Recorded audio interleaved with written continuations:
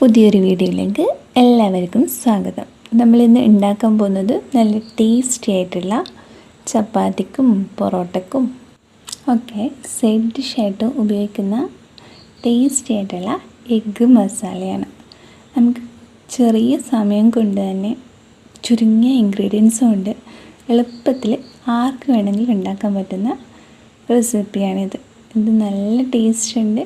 എല്ലാവരും ഒന്ന് ട്രൈ ചെയ്ത് നോക്കണം. നിങ്ങൾ ഈ ചാനൽ ആദ്യമായിട്ട് കാണുകയാണെങ്കിൽ നിങ്ങൾക്കിത് ഇഷ്ടപ്പെടുകയാണെങ്കിൽ സബ്സ്ക്രൈബ് ചെയ്തേക്കണേ, ലൈക്ക് ചെയ്യുക, ഷെയർ ചെയ്യുക. ഈ റെസിപ്പിയിലോട്ട് കിടക്കാം.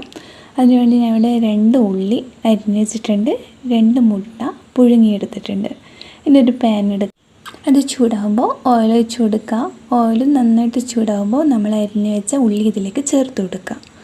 ഞാനിപ്പോൾ വെജിറ്റബിൾ ഓയിൽ എടുത്തിട്ടുള്ളത്.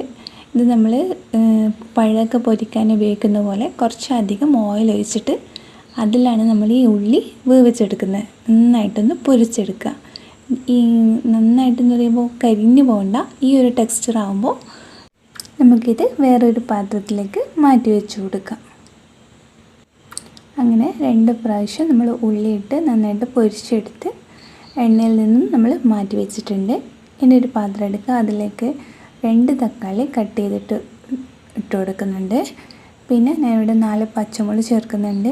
എരിവില്ലാത്ത പച്ചമുളകെങ്കിൽ ഇത്രയും ചേർത്താൽ മതി. എരിവുള്ളതെങ്കിൽ ഇത്രയും ചേർക്കേണ്ട ആവശ്യമില്ല, ഒരു 2 ചേർത്താൽ മതി. പിന്നെ മല്ലിയിലയും കൂടി ചേർത്ത് കൊടുക്കുക.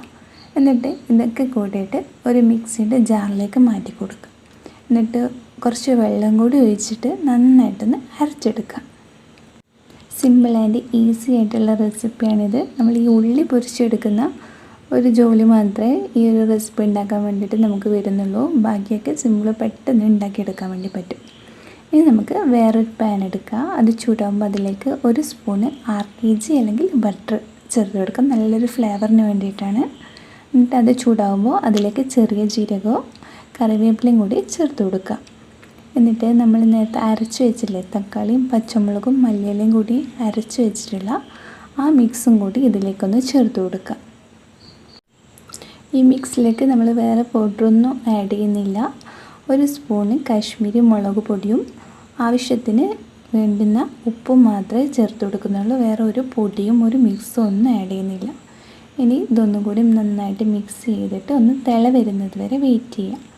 നന്നായിട്ട് തിളച്ച് വരുമ്പോൾ നമ്മൾ നേരത്തെ പുഴുങ്ങി വെച്ച മുട്ട തലങ്ങിനെയും വിലങ്ങിനും ഒരു 3-4 വര വരഞ്ഞു കൊടുത്തതിന് ശേഷം ഈ മിക്സിലോട്ടൊന്ന് ചേർത്ത് കൊടുക്കുക. ഇനി മുട്ട ഇതിൽ കിടന്ന് നന്നായിട്ട് വെന്ത് വരുമ്പോൾ നമ്മൾ നേരത്തെ പൊരിച്ച് വെച്ച നമ്മൾ ഉള്ളി ഇതിലേക്കൊന്ന് ചേർത്ത് കൊടുക്കുക. എന്നിട്ട് എല്ലാം കൂടെ നന്നായിട്ടൊന്ന് മിക്സ് ചെയ്യാം.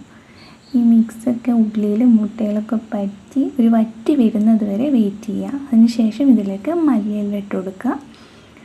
എന്നിട്ട് സെർവിങ് പ്ലേറ്റിലേക്ക് മാറ്റി കൊടുക്കുക. ഒരു പ്രാവശ്യമെങ്കിലും എല്ലാവരും ഒന്ന് ട്രൈ ചെയ്യേണ്ട റെസിപ്പിയാണ്. എന്തായാലും ഇഷ്ടപ്പെടും. നിങ്ങൾക്കിത് ഇഷ്ടമായിട്ടുണ്ടെങ്കിൽ ചാനൽ ലൈക്ക് ചെയ്യുക, ഷെയർ ചെയ്യുക, സബ്സ്ക്രൈബ് ചെയ്യുക.